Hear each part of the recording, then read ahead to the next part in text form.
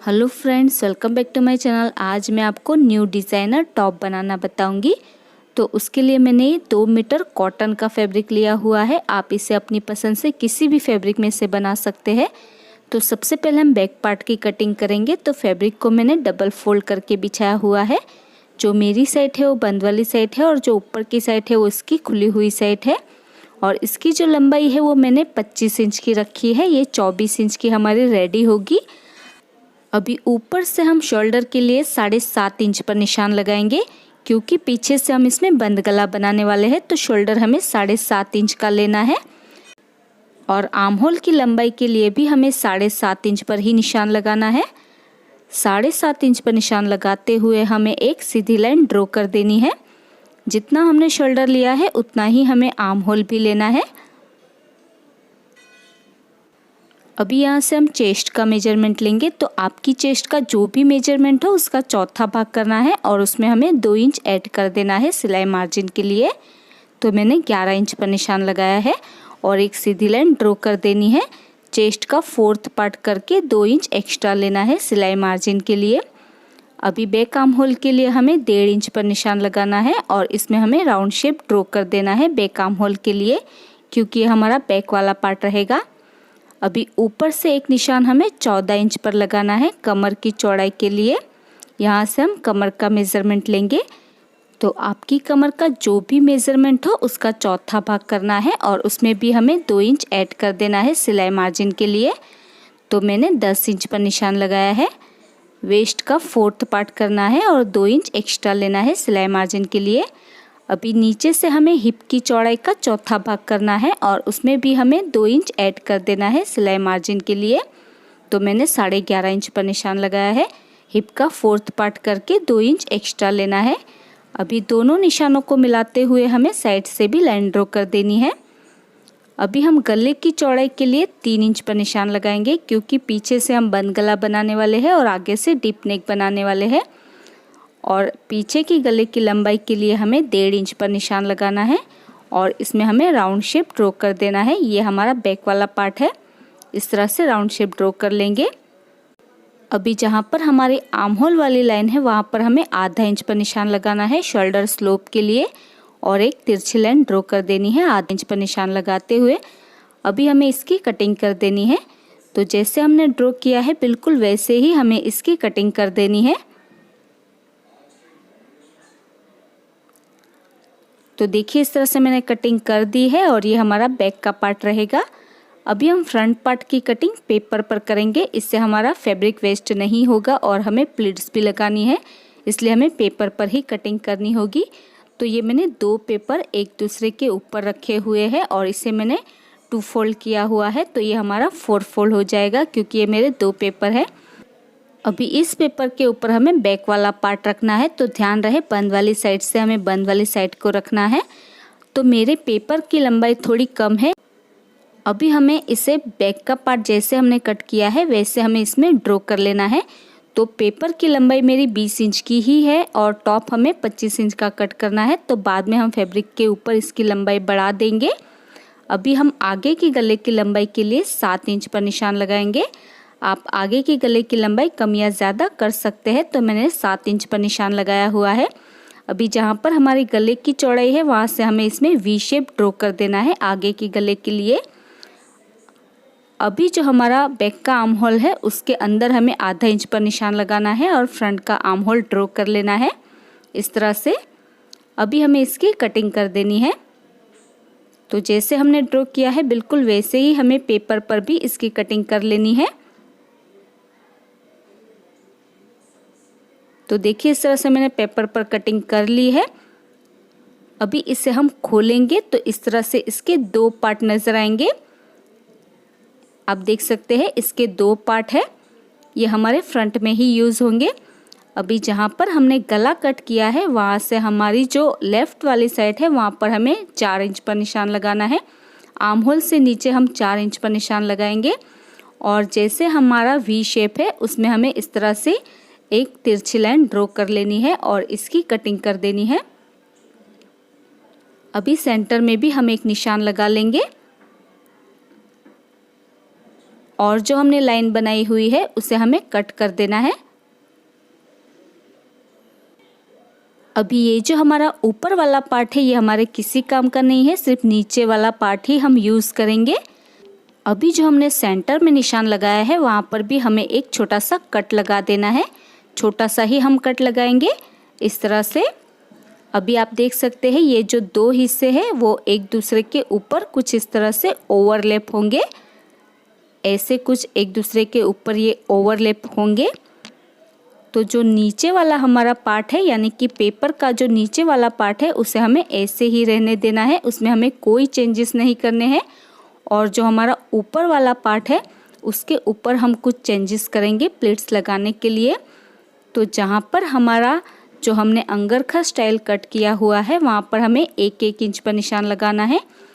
1 या फिर 1.5 इंच तक हम निशान लगाएंगे। तो जितना भी हमारा पेपर है अभी हम उतने ही निशान लगा लेंगे, बाकी के निशान हम फैब्रिक के ऊपर लगाएंगे। तो मैंने 1.5 इंच पर निशान लगाया है। अभी जहाँ पर हमने निशान लगाया है वहाँ से हमें इस तरह से सीधी लाइन ड्रॉ कर देनी है। जहाँ पर हमारी दूसरी साइड है वहाँ से कम 2 इंच छोड़ते हुए हमें इस तरह से लाइन बना लेनी है। जितने हमने निशान लगाए हैं उतने, बाकी के निशान हम फैब्रिक के ऊपर लगाएंगे। अभी इसकी हमें कटिंग करनी है। तो जहाँ तक हमने लाइन बनाई हुई है उतनी ही हमें कटिंग करनी है। देखिए इस तरह से मैंने कटिंग की हुई है। अभी ये जो हमारा सिंगल वाला पार्ट है यानी कि जिस पर हमने कोई कटिंग नहीं की हुई है उसे हमें सिंगल फैब्रिक के ऊपर इसी तरह से बिछाना है।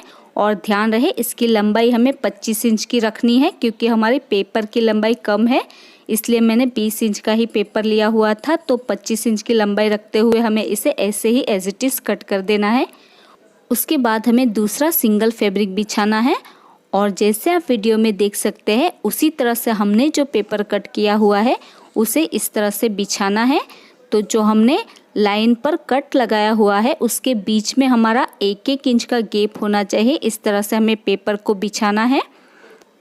अभी हमारे पेपर की लंबाई 20 इंच की ही है तो नीचे से हमें थोड़ा फैब्रिक एक्स्ट्रा छोड़ना है जिससे कि हमारी नीचे से भी प्लीट्स बन सके।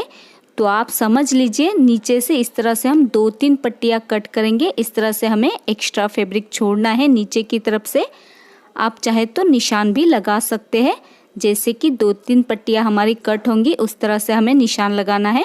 तो पहले साइड से हम इस तरह से लाइन बना लेंगे, उसके बाद हमें इस तरह से निशान लगाते जाना है। तो हमारी एक पट्टी की चौड़ाई 1.5 इंच की है तो इस तरह से हमें 1.5 इंच पर निशान लगाते जाना है और उसके बीच में हमें 1-1 इंच का गैप रखते जाना है। उसके बाद जो पहला वाला पार्ट हमने कट किया था उसे हम इसके ऊपर रखते हुए इसकी लंबाई चेक कर लेंगे। तो जो हमारा आर्म होल है वहाँ पर इसकी लंबाई 25 इंच की होनी चाहिए और जहाँ पर हमने पट्टियाँ कट की हुई है उसके नीचे हमें एक्स्ट्रा फैब्रिक छोड़ना होगा। तो इस तरह से आप इस फैब्रिक को बिछा सकते हैं। उसके बाद जहाँ पर हमारा आर्म होल है उसे हम इस तरह से ड्रॉ कर लेंगे एक साइड से, ताकि हमें लंबाई चेक करने में आसानी हो जाए।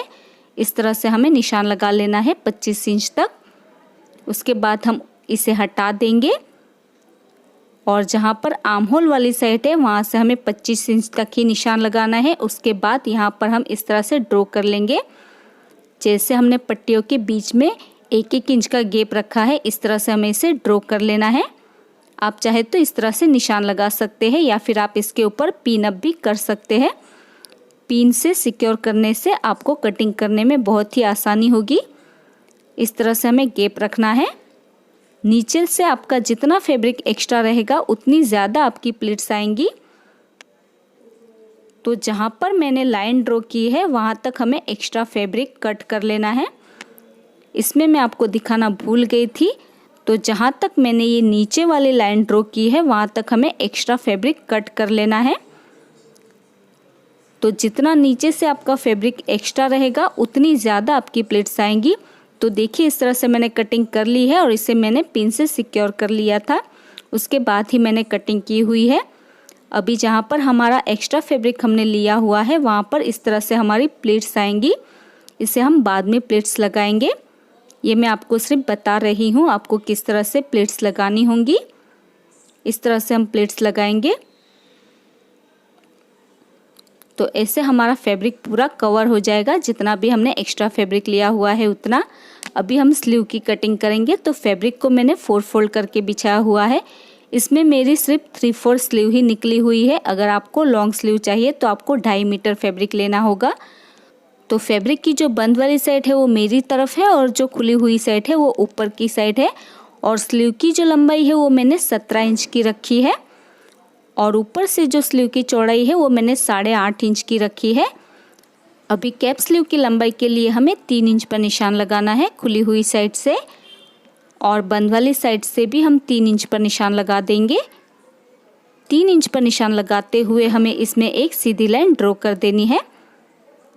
अभी खुली हुई साइड से हम 2 इंच पर निशान लगाएंगे सिलाई मार्जिन के लिए, और इसमें हमें स्लीव का शेप ड्रॉ कर देना है। जैसे हम नॉर्मल स्लीव का शेप ड्रॉ करते हैं बिल्कुल उसी तरह से। अभी नीचे से मेरी स्लीव की चौड़ाई 5 इंच की है तो 1.5 इंच हमें एक्स्ट्रा लेना है। तो मैंने 6.5 इंच पर निशान लगाया है। आपकी स्लीव का जो भी मेज़रमेंट हो उसका चौथा भाग करके 1.5 इंच एक्स्ट्रा लेना है, और साइड से भी हम लाइन ड्रॉ कर देंगे। अभी हमें इसकी कटिंग कर देनी है। तो जैसे हमने ड्रॉ किया है बिल्कुल वैसे ही हमें इसकी कटिंग कर देनी है।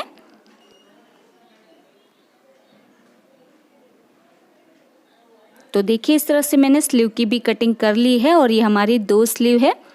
अभी जहाँ पर हमने एक्स्ट्रा फैब्रिक छोड़ा हुआ था फ्रंट पार्ट में, वहाँ पर हमें इस तरह से प्लीट्स लगानी है।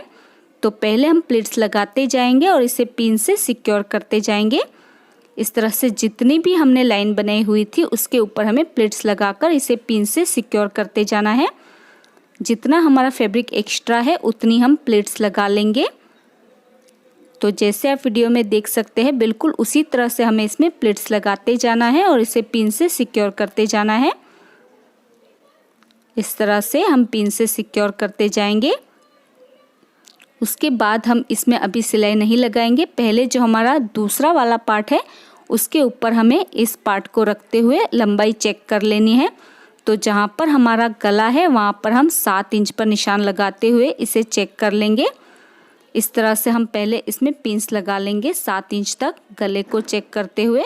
उसके बाद जो हमने प्लीट्स लगाई हुई है उसे हमें जो हमारा नीचे वाला पार्ट है उसके ऊपर इस तरह से रखते हुए चेक कर लेना है। उसके बाद अगर नीचे से हमारा कुछ एक्स्ट्रा फैब्रिक बचता है तो उसकी हमें इस तरह से प्लीट्स लगा लेना है। देखिए इस तरह से आप बड़ी प्लीट्स लगाकर इसे सिक्योर कर सकते हैं, और अगर थोड़ा सा फैब्रिक नीचे से बचता है तो उसे हम कट कर लेंगे और इसे सीधा कर लेंगे। कट करने के बाद इस तरह से चेक करने के बाद ही हम इसके ऊपर सिलाई लगाकर प्लीट्स को सेट कर लेंगे। तो देखिए इस तरह से मैंने इसके ऊपर सिलाई लगा दी है। अभी जो नीचे से एक्स्ट्रा फैब्रिक है उसे हम बाद में कट कर लेंगे। अभी बैक पार्ट को हमें सीधा रखना है और उसके ऊपर फ्रंट के जो दोनों पार्ट है उसे हम उल्टे रखेंगे और पहले हम इसके शोल्डर जॉइंट कर लेंगे। इस तरह से दोनों पार्ट्स को उल्टा रखना है और इसके शोल्डर जॉइंट कर लेने हैं। तो देखिए मैंने इसके शोल्डर जॉइंट कर लिए हैं। अभी जो हमारा गला है उसके ऊपर हमें तिरछी पट्टी अटैच करनी होगी। देखिए इस तरह से हमारा गला है, नीचे वाला पार्ट नीचे की साइड दब जाएगा और ऊपर वाला पार्ट कुछ इस तरह से ऊपर की साइड आएगा, लेकिन हमें पूरे गले में ही तिरछी पट्टी अटैच करनी होगी। इस तरह से पूरे गले में हमें ये तिरछी पट्टी अटैच करनी है। तो तिरछी पट्टी को हमें सीधी साइड से ही पूरे गले के ऊपर रखना है और इसके ऊपर हमें सिलाई लगा देनी है। और सिलाई लगाने के बाद ये जो हमारी पट्टी है उसे हम डबल फोल्ड कर लेंगे और अंदर की साइड पर मोड़ देंगे।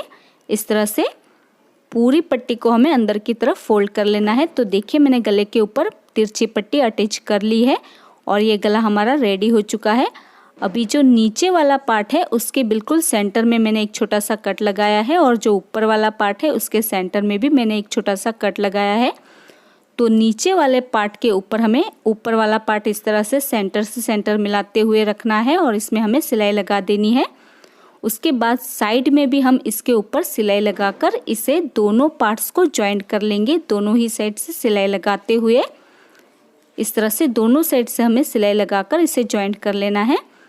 तो जहाँ तक हमारा गला है वहाँ पर हम चेक कर लेंगे। उसके बाद थोड़ी सी सिलाई हम इसके ऊपर लगा लेंगे या फिर आप इसे ऐसे भी रहने दे सकते हैं।